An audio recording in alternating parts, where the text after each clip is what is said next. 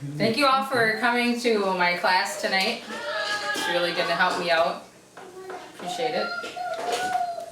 We're going to talk about charter schools and school vouchers.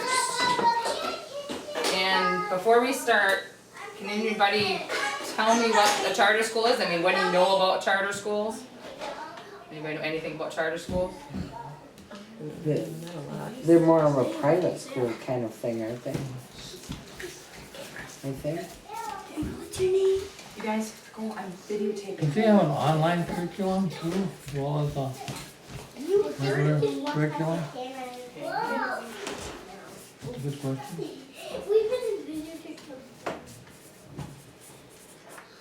So some ideas about charter schools, that they're more of a private school and that they can be online, have online curriculum content. Anybody else have anything that they think they know about charter schools, or Aren't they more like centered toward a specific subject? subject specific?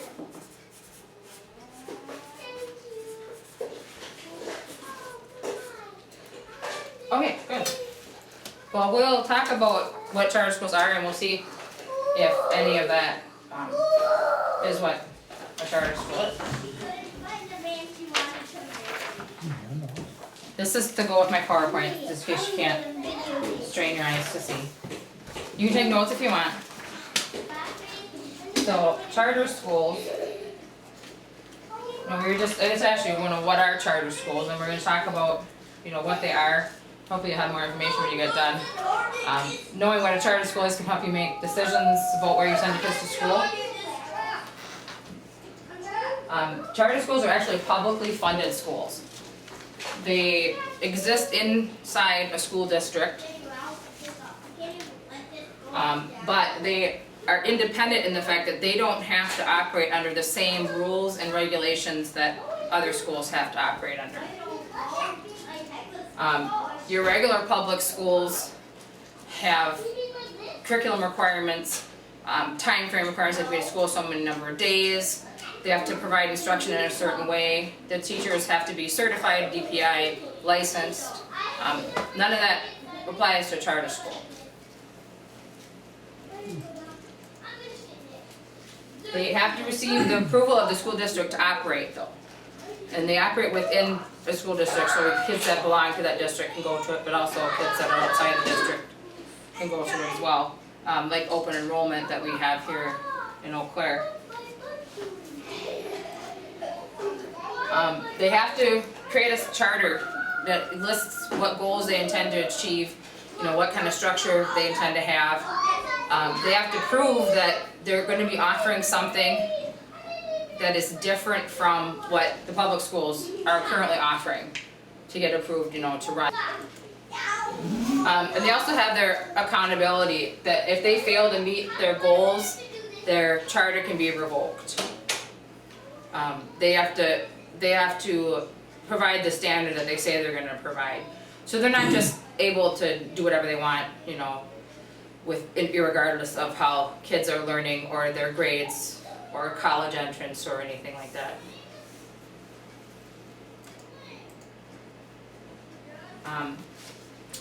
I said that they are public schools. A lot of people don't know that charter schools are public schools. How are they public schools? Well, they're tuition free and they're open to every student who wishes to enroll. They don't discriminate. They also are non-sectarian. They can be a religious affiliated school, but they have to allow kids to opt out of taking that content, and they cannot say, well, we're a private charter and we're only Catholic, we only accept Catholic kids, because they're not able to do that, because they're, for public school enrollment, they have to accept everybody. And they're still held accountable to the state and federal academic standards. Like I said before, they're not allowed to just, let kids play all day and not teach them anything and say that they're a school.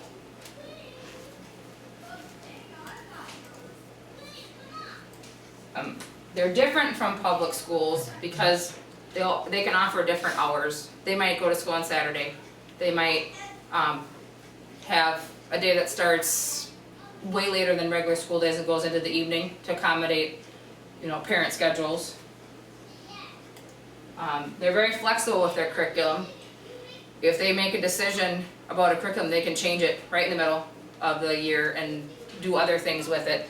In the public school system, they usually plan out their curriculums in advance, get them approved, and then they stick with that goal that they have the whole year. They can be really flexible, they can stop and spend weeks on a topic if they want to, and they don't have to worry about, being in trouble for their curriculum. They offer a unique experience. Some of them are specialty schools, like subject specific, like Anna said.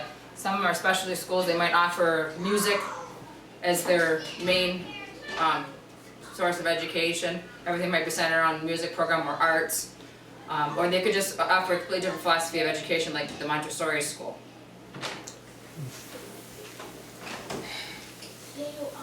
Charter schools are also a place that they can develop new learning models. They might have a charter school where they try out a different way of doing things. One of the bigger places that you see that is in STEM technologies, the science, technology, education, where they're trying to get kids interested in the science, medical fields, and they might have a school that's geared, where everything is about engineering and about science. I have a little video. The charter school movement in California is growing at a rapid pace. There are more than 900 charters in California, serving more than 365,000 students. But what is a charter school? Charter schools are innovative public schools designed by educators, parents, or civic leaders. They cut through the red tape that binds conventional public schools. In exchange for that freedom, charters are held accountable by their authorizing body, usually a school board, the County Office of Education, or the State Board of Education, and by the parents who choose to send their children to those schools. Charter schools are tuition-free public schools that are open to all who want to enroll. They cannot discriminate based on disability, national origin, age, or gender. Charter schools expand options for parents, students, teachers, and administrators through their unique focus, curriculum, structure, size, environment, and other features that put the needs of students first. They're places where adults work together to build a professional culture, places where teachers and parents have a strong voice in school decisions. To find out more about charter schools or to find a school near you, visit CalCharter. So, anyone have any questions about charter schools? So we did answer these questions, except for this one here. They are also offered online. There's a really big virtual school in Wisconsin, K through 12 school, and it can be taken entirely online, never in a classroom. It's an alternative to homeschooling children, because if you don't know what you want to teach, you don't have access to content and books, or you're not good at math or a specific subject, they can go online and take all of their education. When we were in homeschool, did you have that kind of school? We were That stuff was being We created, just started yes. that one. Yeah, because homeschooling was new at that time. So yeah, they do have regular charter schools and online charter schools. Charter schools can also be, a private school that is set up by parents or a church group. But they do have to allow, if they're gonna operate in the school district, they do have to allow everyone to enroll in the school. Now, Montessori schools, are they like a charter school? Yeah, Montessori is a charter school. The Montessori school in Oak Park operates on a charter that allows it to do things that they don't normally do in the district. Everybody did pretty good on that. Now we're going to talk about school choice vouchers and school choice. Anybody know what school choice is and what vouchers are? I think with school choice, doesn't that allow you to have your children in a school in a different school district, if you choose to? Than where you're residing. And it used to cost to do that, so at one point, That's where raining the really vouchers bad. come in, I think. Huh? That's where the vouchers come in. You have to keep it. School in a different district than you reside. Anything else? Anybody else have any ideas about it? Anybody know what vouchers are? No? Okay, well, we're gonna talk about that and we'll see if we can answer your questions. What are school choice vouchers? First, I should probably address, what is school choice? Kathy said that it's being able to go to a school in a different district than what you reside. Well, that's being able to choose a school, but that's open enrollment, and they have that in most areas where you can send your kids to a different school district. You just have to have permission to do it. You don't have to pay for that either. You have to provide transportation for your child. Usually they won't bus outside of school districts, and they can be very selective with that. They don't have to let your child come into the school district. They have to think about how many students they have space for, and make sure that they make that choice. But for what we're talking about with the school choice, this started out in Milwaukee, where they have very poor public schools and children are falling way far behind, and their parents wanted to have better options for them. And Pat Walker actually started that in Milwaukee, where they would have the ability to send their kids to private school if they wanted to. There's a state-funded scholarship for kids to attend private school instead of public school. So instead of the tax dollars being spent at the public school, the kid takes that tax dollar with them and pays for the tuition at the private school. It doesn't always cover all of the tuition, but it will help some parents send their kids to private school. It takes the money from, like I said, it takes the money from the funds that would have sent the child to public school. So those funds are already there. It just moves them to a different school. And they are highly controversial. They're controversial because a lot of people debate whether it provides a better school environment. Does it take away from the public school? Because if you have those tax dollars going from your public school into your private school, you still have the building, the teachers, and all the structure that you have to provide at the public school. The cost is the same. The cost doesn't change just because students leave. And if you have a lot of students that are opting out of that public school and taking those tax dollars with them, then that's less budget that the public school has to operate with. They're also controversial because they allow kids to go to private school and paid with state funds.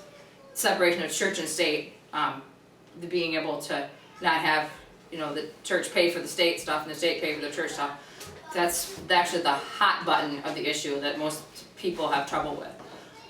It was only in Milwaukee, and then they expanded to Racine, and Scott Walker wants to expand it to 3 other cities down in that area.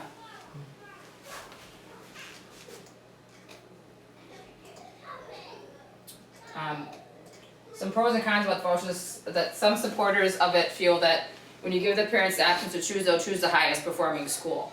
If they can choose where their child will go, and it gives them the empowerment to make the best choice, and that they will use it. And that poorly performing schools will either have to improve to keep their students in funding, or not be able to operate anymore.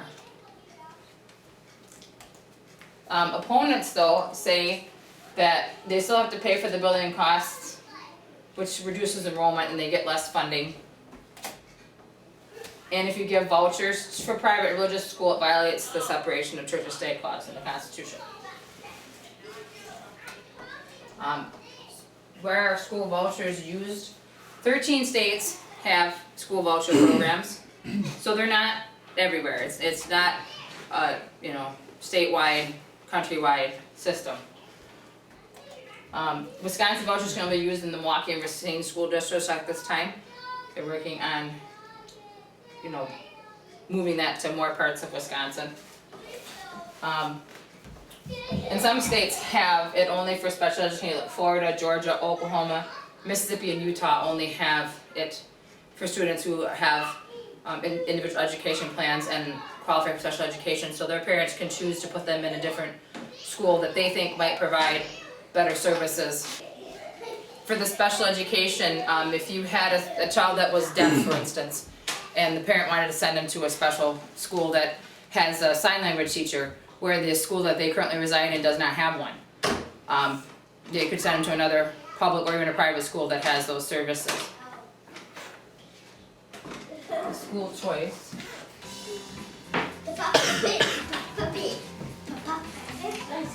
It all areas of our lives, we have the chance to choose the milk we drink, the clothes we wear, the cars we drive.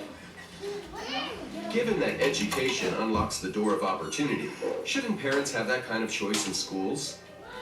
Whether another public school, a charter school, an online school, or a scholarship to a private school, choice empowers parents to pick the learning environment that best fits their child's needs.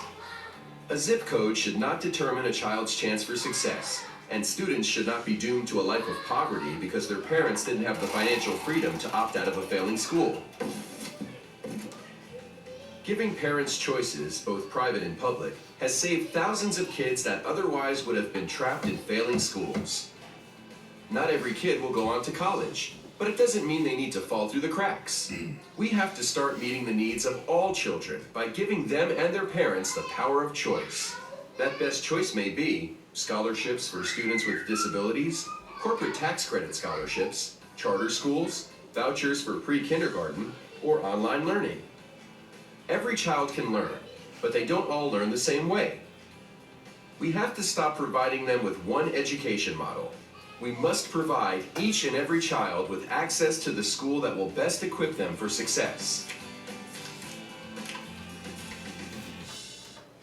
Well, obviously, that was a public service announcement, and it's highly favoring school choice, but it does give an explanation of what school choice is and why parents might want to be able to send their kids to different schools.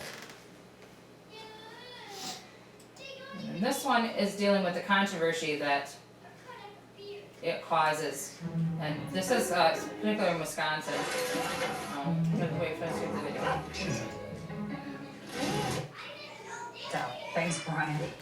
Time right now for JS On Air. It's an issue that's been heating up for months. And today we take a closer look at the debate over expanding school vouchers across Wisconsin. We're joined by Aaron Richards of the Milwaukee Journal-Sentinel. Aaron, how does this debate differ? I mean, we've heard the one for the Milwaukee area, but when you expand it out to Waukesha and Green Bay, how does that debate change?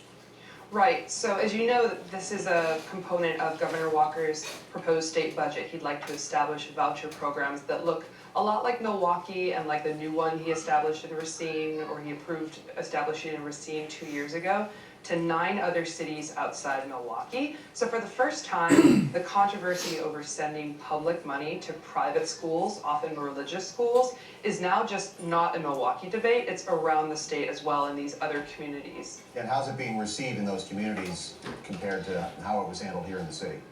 You know, it really depends. So Waukesha County, we have the highest percentage of registered Republicans, and voucher schools are often supported by conservatives. So the idea has really gotten a pretty warm reception from the leadership of Waukesha. The city, the mayor, the county executive are all on board, some of your big community organizations.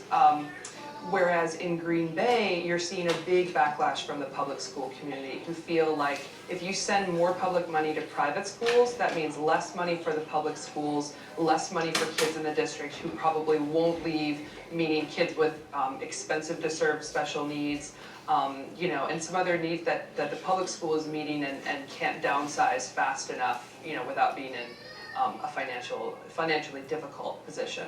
All right, Aaron over at the Journal-Sentinel, thanks so much. She's been following this issue for a while now and will continue to do so. You can read more about it.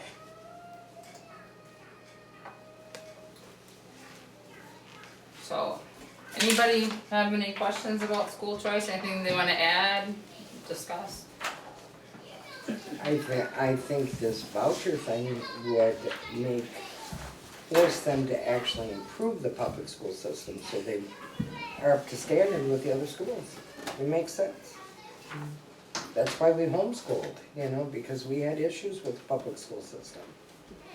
And if you had the option to voucher and send your kids to private school, would you have chosen that? I don't know if Or I'd would you choose rather have private schools or maybe, you know, like the charter schools or something like that would have been a better option. We could have looked at that. So you felt that you had been able to provide content beyond what was being I was concerned when we sent them back to public school that we had not done the job. But the girls pulled out straight A's and Of course, Mike passed the job. did pretty much the same, except he kind of procrastinated. But yeah, they did very well. The teachers were very impressed with them. So, Anybody else have any thoughts on voucher system or school choice? With Governor Walker's plan to expand that to other cities, are those all in the southern part of the state? Waukesha and are down, they're down there by Within Milwaukee, those Racine and towns. everything. And then they're facing a similar situation, they have a high population of minority students, and you get a large concentration of minority students, and the white folks will move out of the area, and they take their money and their tax money with them, and so there's less money to fund the school district, so they are run down, they don't have the resources that they need to have. And then the parents are stuck sending their kids there because they're not as affluent as the people who have left the community, they can't afford to send their kids to the private schools or move, completely to a different school district. I know several kids up here whose parents actually live in Milwaukee and they live with relatives up here so they can go to our schools. This is content for you guys to read, but I'm gonna talk about a few points in it before we get to that. It talks about, whether the private voucher schools are accountable, and specifically we'll look at Milwaukee, Wisconsin, and what they say about that. They say that the voucher schools do not have to administer or report test results, so they can't address the academic achievement and see if they're actually improving or doing what they say that they're going to do. So that the taxpayers don't have any way of knowing what the $39 million in public funds is going to. The Wisconsin legislature is responsible for that. They eliminated the funding for data collection in 1995. So it's not the problem of the school choice or vouchers that exist, because that data isn't being collected in a lot of areas. In 2001, the School for Holistic Learning was denied its funding because they hadn't obtained a school site as required by voucher law. They were basically saying, that they were a school, but they didn't have any physical way of proving that they were a school. So, like in Florida, the private schools came under fire for allegations of misconduct, including abusing students, misusing government funds, hiring unqualified teachers, and providing students with inadequate school supplies. So they were getting money from the government to provide for these kids and their education, and they were abusing that privilege. And whenever you have state money up for grabs, you're gonna have people that crawl out of the woodwork that are looking to make a buck and they're not really using it. And they need more oversight, and that's why a lot of people get upset about the school vouchers.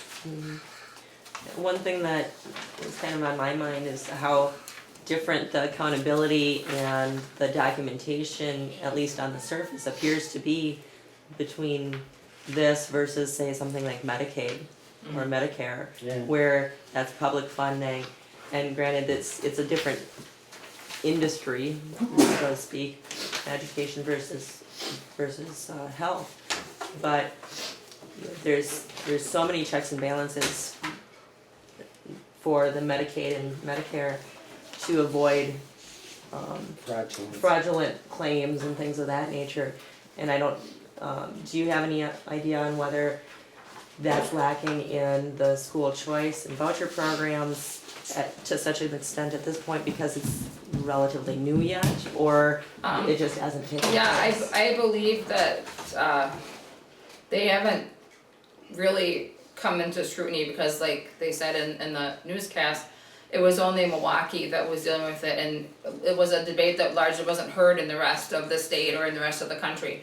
And now that Governor Walker wants to expand it, everybody's hearing about it and decide, trying to decide. And people are going to be looking now into, whether there is accountability for those tax dollars. Our public schools have to perform at a certain level, with No Child Left Behind. They're required for the standardized testing, and the voucher schools are not under that same scrutiny. And I think there's somewhere along the line that if they're getting state funds, accountability They probably should have built into the system that if you were going to be a school that was gonna take the vouchers, that you had to volunteer to report your information before you could get the.